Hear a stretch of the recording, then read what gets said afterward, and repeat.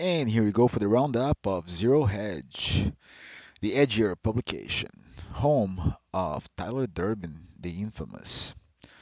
Great articles, great investigative reporting. It's always a pleasure to see articles coming out in their issues. Let's take a look at it. Hello, this is Zero Hedge for December the 12th, 2017.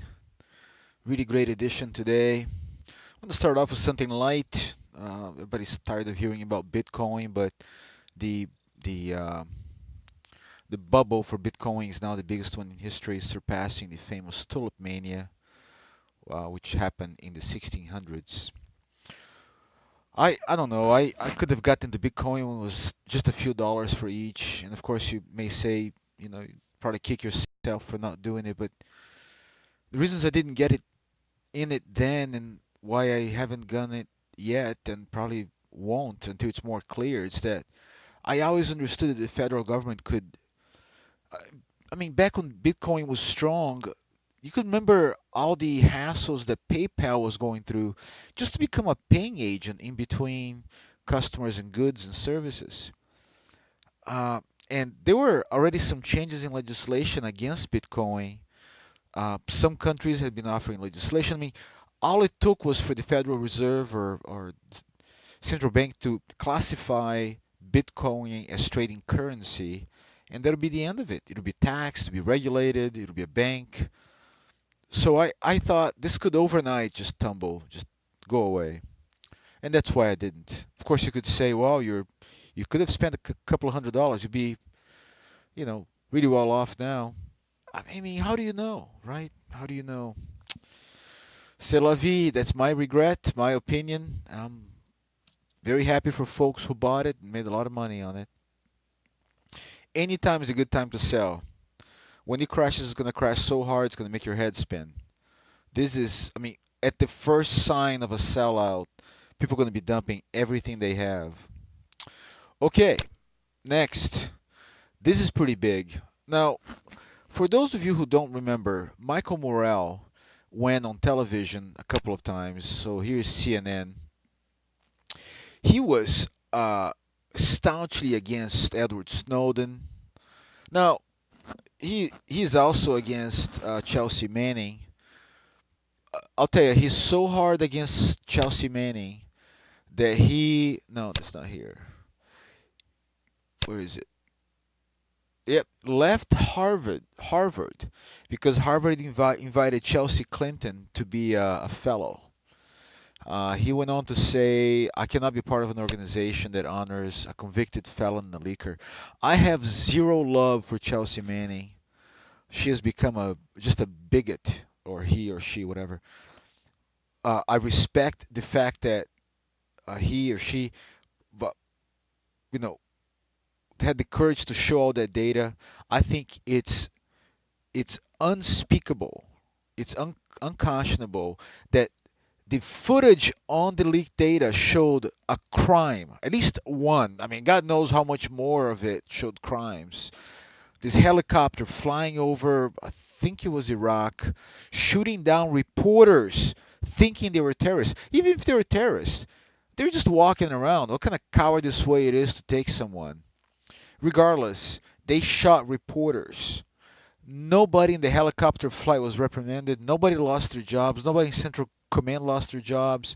Nobody went to jail for it. But the person who leaked that data showing it, she went to jail. That is unconscionable. So I appreciate that she released the data, but I don't, I don't like Chelsea Manning at all. If you read the tweets and whatever, she's become a social justice moron, really, for some reason. Okay, back to Michael Morrell.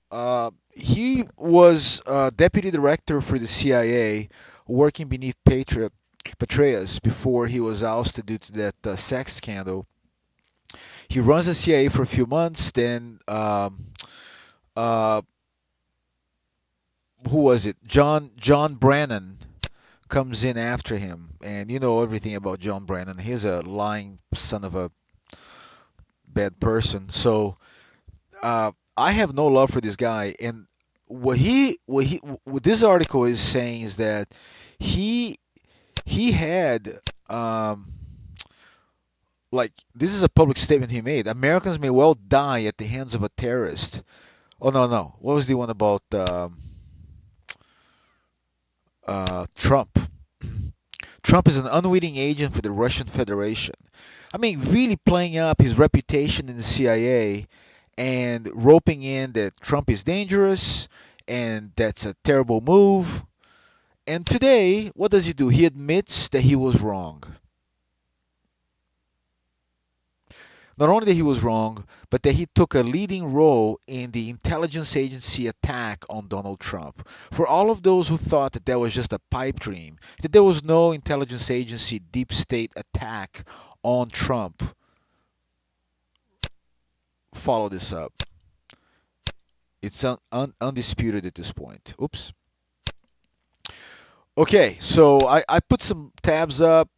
I mean, this guy is as deep as you go, right?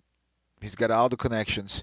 I mean, he was trying to dispel Benghazi myths. I put this guy in a very, like in the same category as a Comey, which makes this announcement all the more surprising.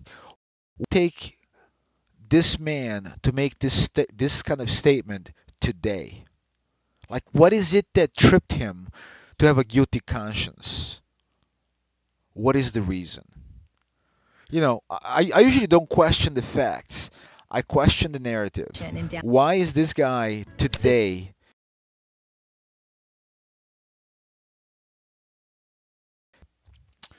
Gotta think about that. Okay, now this is another bombshell. We've got really something deep going on with McCabe. Today, Tuesday, he refused to go to the Senate hearing. Uh, Look, I've been following George Webb from before, and I happened to investigate Andrew McCabe some more. This guy is dirty. He's definitely part of the dirty club. I don't even know if Comey is as dirty as people say he is. I think he had trouble dealing with his staff. And I do think that he's had lots of shady deals.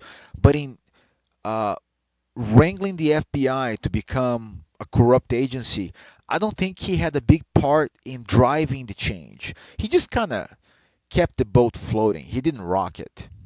McCabe, this guy's deep state. He's corrupt. We've got crimes on paper on McCabe. Nothing happens to him. He was in charge of the Hillary Clinton Haiti investigation. Does anybody remember that? $15 billion the Clinton Foundation took for Haiti? 15 billion. An official investigation was launched into all the allegations of Haiti. Haitian officials coming forward saying they got $150,000 out of the 15 billion that was promised. The houses that were promised not delivered. Road repairs not done. Industrial complex, which the Haitians didn't care for, that got built. Companies like Gap have factories down there now. Yeah, yeah. Look it up. This is all true. And let's not even talk about child trafficking. Anyway, that investigation of the Haitian situation was in the Miami office of the FBI. Guess who runs that office? Andrew McCabe. This guy's dirty. Really. And this whole thing with the George Orr's wife working for Fusion, this thing, McCabe used to work with Glenn Simpson and Glenn Orr's wife in the previous task force. She used to be CIA. This whole thing stinks to high heavens. I can't wait to see the untangling. I'm so happy that there are more people aware of this, asking questions. This is really big. This this is the kind of thing that would invalidate the entire Russia investigation, get people in jail. I'm really excited about it. Next, we've got European nations talking, issuing warnings about the American tax reform. Look, anytime a foreign nation wants to give advice on your fiscal policy, This has nothing to do with the happiness of the citizens of your country and everything to do with the potential for changing of the dynamics of the currency fluctuations, the currency exchanges. There's a very good possibility that these policies, it's not just about the tax cuts, it's about really what the focus of most alien nations here is the repatriation of dollars. So Trump is issuing an amnesty for companies to bring the cash back to America. Okay, that's a really good possibility to empty foreign coffers of dollars. Not a good thing. Banks stock dollars to hedge currency fluctuations. They would have to cash out. These companies are really serious about moving money back into the US if the tax changes go through, if the amnesty is in place. So any nation that holds dollars will be worried about it, both for losing dollars and two, for losing value of their currency against the dollar if the dollar does become stronger for a stronger economy. So that's why they're complaining about it. China did it as well. And lastly, you know,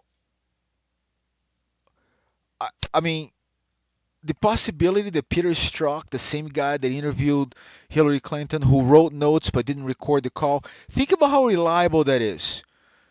No swearing in. The only thing we have about that interview is the fact that she entered the building and then Agent Strzok's notes on that meeting. After all the controversy of that, you take that guy and you put him investigating Trump? Are you serious? Anyway, I'm not going to get off on this, but what I'm saying is it's a great story, it's a great narrative. Look, it wasn't the FBI's fault, it was a few bad apples. It wasn't the Department of Justice fault, it was this couple of guys here, George and his wife. It just seems to tie it up real nice in a bow. I want I want research on this. If these guys worked with the full knowledge of their superiors, I want to know about it. I want I don't want just these patsies to go to jail. I want the patsies boss to go to jail. Anyway, all right, that's the end of the wrap up for Zero Hedge for today. I hope you guys enjoyed hearing it out as much as I enjoyed making it. And that was the Zero Hedge Roundup. I hope you enjoyed it. It's always nice to go to Zero Hedge. I love the picture of Tyler Durden. Have a great day. Be good to each other in every way. See you on the next one.